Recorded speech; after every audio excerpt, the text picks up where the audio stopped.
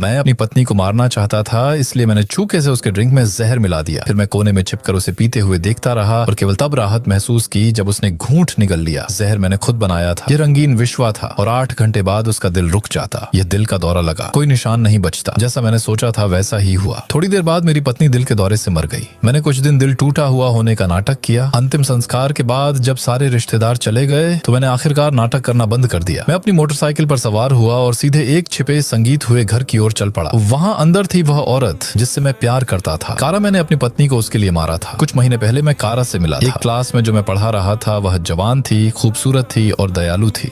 मैं लगभग तुरंत ही उस पर फिदा संगीत हो गया।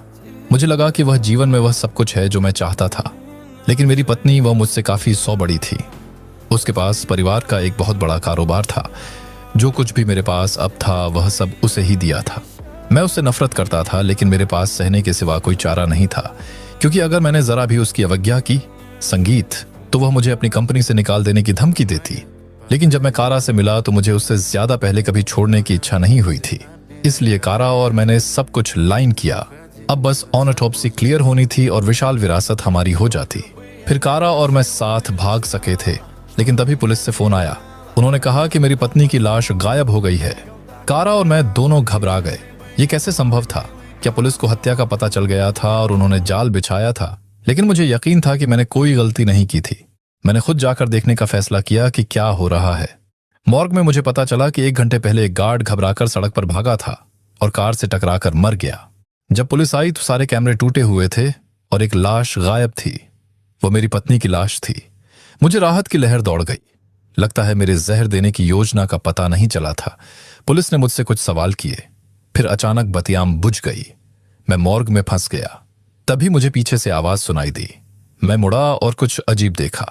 मेरी पत्नी की बॉडी ड्रर में एक नया बॉक्स था। वह उसकी सामान से भरा था और एक खाली सील बंद बैग था। फिर मुझे कुछ और नजर आया। कैबिनेट का दरवाजा थोड़ा खुला हुआ था। मैं जाकर देखने गया। जो मैंने देखा उससे मैं लगभग पागल हो गया। मेरी पत्नी पर इस्तेमाल किया हुआ जहर की बोतल वहां थी। मैंने उसे वहां छिपाया था। वह मेरे सेफ में थी। प्रतिक्रिया करने से पहले ही बत्तियां वापस चल गई। मैंने जल्दी से बोतल छिपा ली। कुछ अधिकारी अंदर आए। उन्हें मेरी पत्नी के सामान में रखे बॉक्स के बारे में हैरानी हुई। चीफ ने पूछा कि क्या मैं उसकी चीजें ढूंढ रहा था। मैंने इनकार कर दिया, लेकिन फिर उन्हें लिस्ट में कुछ अजीब लगा। मेरी पत्नी का फोन गायब था। मुझे समझ नहीं आ रहा था कि क्या हो रहा है, लेकिन मेरे पास सहयोग करने के सिवा कोई चारा नहीं था। जल्दी ही उन्हें जहर की बोतल मिल गई। लेबल पर साफ लिखा था कि वह मेरी लैब से आई है। मैं तुरंत घबरा गया। मैंने समझाने की कोशिश की कि मैंने इसे अभी अभी फर्श पर पाया है, लेकिन चीफ को यकीन नहीं आया।